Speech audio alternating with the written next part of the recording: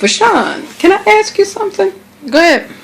So if we do another mother and daughter snippet, would it be like you were cheating on your deactivate to reactivate for the new year? Well, look, I ain't been on Facebook. Well, let me say it like this. I haven't posted on Facebook in 30 days. So, though I may have glanced a little bit, I've been deactivated. So I'm not going to make a religion out of it. I did what I was supposed to do and I got what I was supposed to get. So let's go ahead and do it. Okay, that'll be good. Well, I have missed you on Facebook this whole time. It's just really not been the same. Tell me about your experience since you've deactivated as of December the 1st. Okay, well, when I first heard about the deactivate to reactivate, I was really nervous. Like, you would have thought that I was an addict and you told me that November 30th was going to be the last day I was going to get a hit. Like, I just felt like I just needed to get all my social media out the way. I needed to post pictures. I needed to do this, that, and the third. And the first day, I honestly went through a strange withdrawal. I was just wanting to know what was going on. I had to delete the apps from my phone just so I wouldn't cheat. I mean, I really went through it. But by the time I got to the end of the week, I really understood why God orchestrated this. He really wanted my attention because social media was becoming a distraction for me. And anything that can become a distraction will deter you from hearing what he wants you to hear. So during this time, he has really downloaded a lot of instruction in me. I mean, he's downloaded sermons, he's downloaded all kinds of different things and given me a whole lot of words. So I'm really excited about what's happened during this time. So if you could give people on Facebook one message, if you could actually put it in a nutshell, what would you actually say? I would say everything we do in life, we need to have balance. I've learned that social media is not bad, but if you don't balance it correctly, it can become a stronghold in your life. And the enemy will even use a self-built stronghold to keep you from what God has for you. So do you actually think it was a stronghold? I mean, do you think that the habit had gotten that bad? And how did you know that the habit had gotten that bad?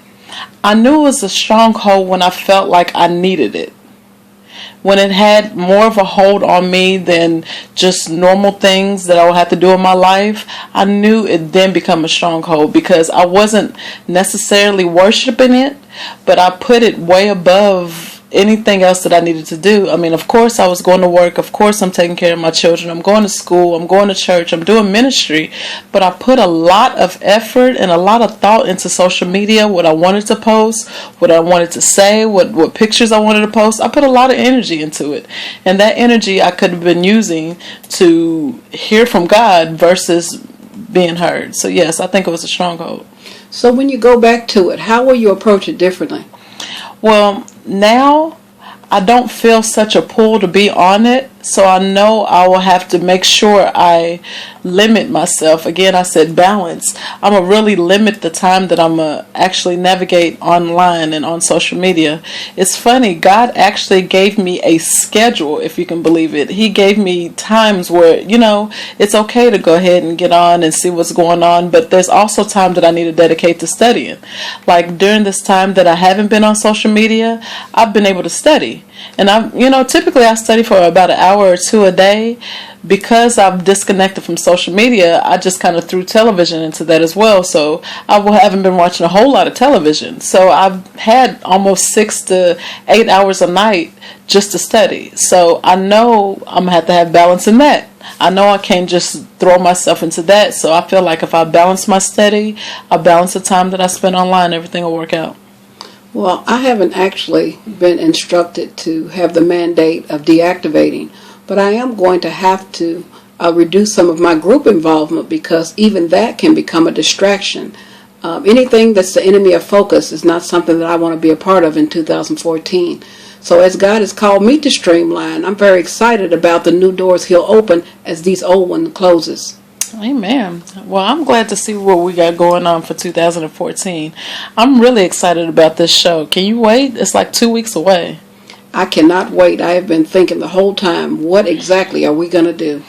Well, I've been praying about it. I have a lot of ideas, but ultimately it's going to be in God's hands. So I'm just going to let him have his way through us, and we're going to see what happens. Well, let's wrap this up so we can get to our gift wrapping. All right, well, let's go ahead and get the paper. You got the paper? Or? I got it. All right. Did you bring the tape? Well, I think the bowl's over there, Okay, too. well, maybe I need to run out real quick. Okay, well, let's go ahead and get that done. All right. All right. Bye-bye. Bye.